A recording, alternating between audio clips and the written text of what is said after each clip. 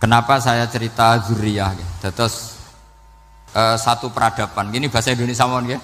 Kersane gaul.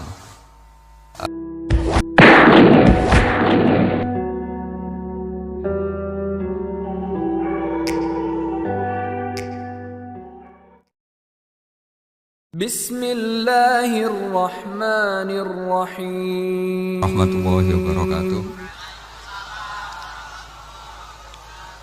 Bismillahirrahmanirrahim. Tabarakalladzi nazzalal furqana ala 'abdihi liyakuna lil 'alamin nadhira.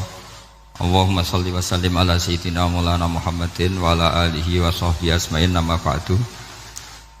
Yang sangat kula hormati keluarga besar Raden Asnawi sedanten mawon mulai Gus Hafid bin Ni'am bin Zuhri bin Raden Asnawi sedanten keluarga santri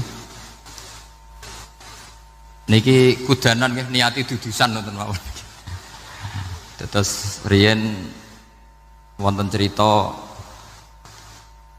udan niku rahmat. Jadi nak sampean melayu saking udan berarti melayu saking napa? Rahmat. Terus niki cara berpikir niku udan niku rahmat. Terus termasuk tobat sing sah niku dawuh Imam Ghazali kon adus nganggo banyu udan sing ceblok langsung. Mergo nak liwat kenteng kadang kentenge iku hasil sumbangan proposal. Terus mun sing langsung mawon, sing liwat plastik mun mboten mandi niku. Mboten mandi niku sing niku mau sama niku. Terus dulu di antara syarat tobat niku dawuh Imam Ghazali niku adus udan sing perawan, maksudnya sing asli ceblok saking putih langit niku langsung sampean nombe. Nak tepak nggih tobat, nak mboten tepak nggih lara niku. Mergi asli.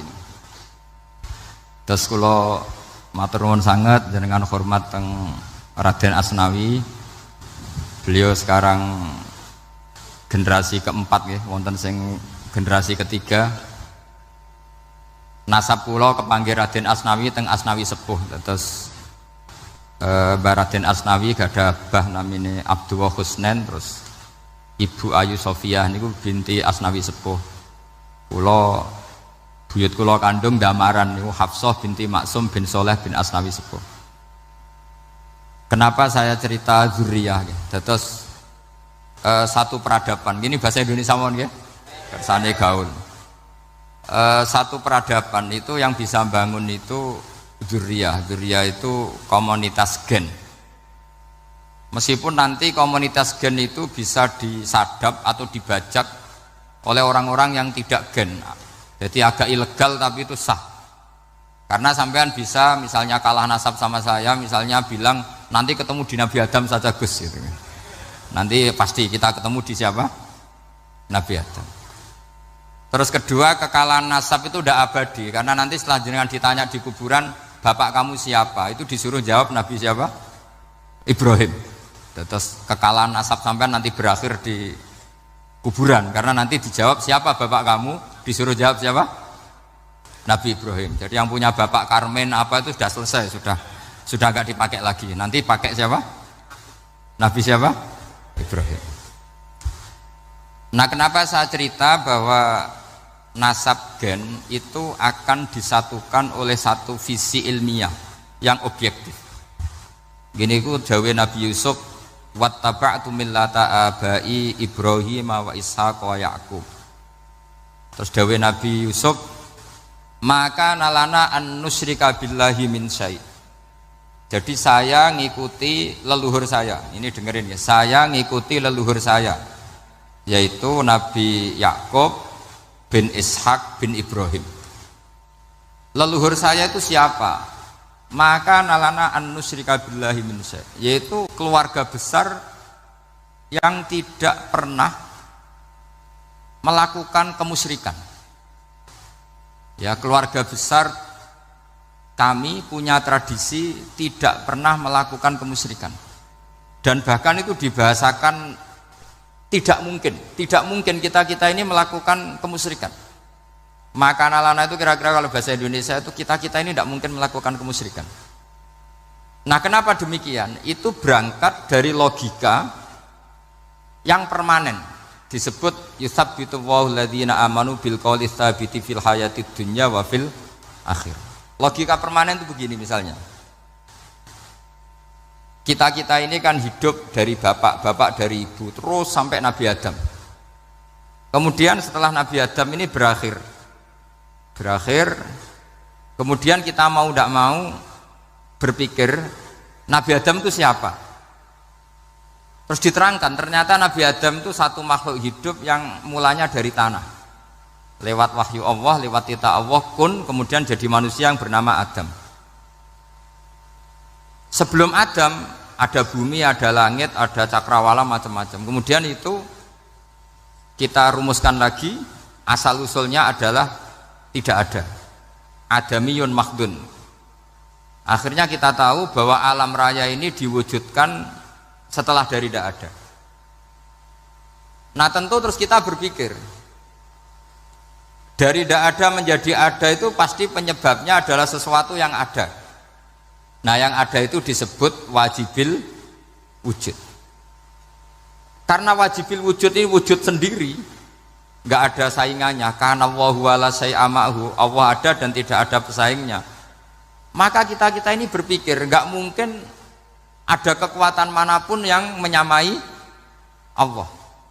Sehingga nggak ada Yesus mungkin menyamai Allah, nggak ada Fir'aun, nggak ada Lata, nggak ada Uzza. Makanya disebut maka nalana an nusyrika billahi min syai'. Kita ini tidak mungkin melakukan kemusyrikan. Sama tidak usah tanya saya, Gus, tapi orang menjadi musyrik itu kan mungkin. Jawabannya itu tetap nggak mungkin. Kemusyrikan itu satu teori yang nggak mungkin. Tapi kalau orang musyrik itu mungkin. Memang akan dilibat. Tapi karena kita kenal Raden Asnawi itu dari sisi ilmiah, saya punya banyak kitab beliau. Mungkin saya termasuk pernah dulu yang membawa kitab beliau banyak ke Korea. Saya itu beli pesolatan tuh bukan 1-2 sampai 2 kerdus 3 kerdus. Itu mulai dulu, mulai saya ngiai sampai sekarang. Tak bawa ke Sragen, ke Solo Tigo, termasuk tak bawa ke Korea. Jadi mungkin ya ini GR saya ngaji di sini itu barokahnya jualan pesolatan.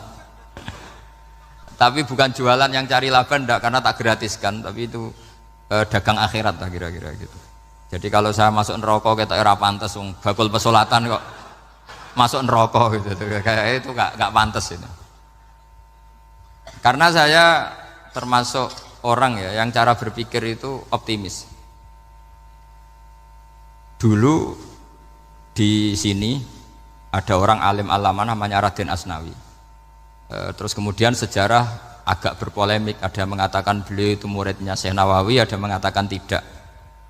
Apapun itu yang saya yakini adalah beliau ya saling istifadah lah, saling bermanfaat bagi Syekh Nawawi Banten.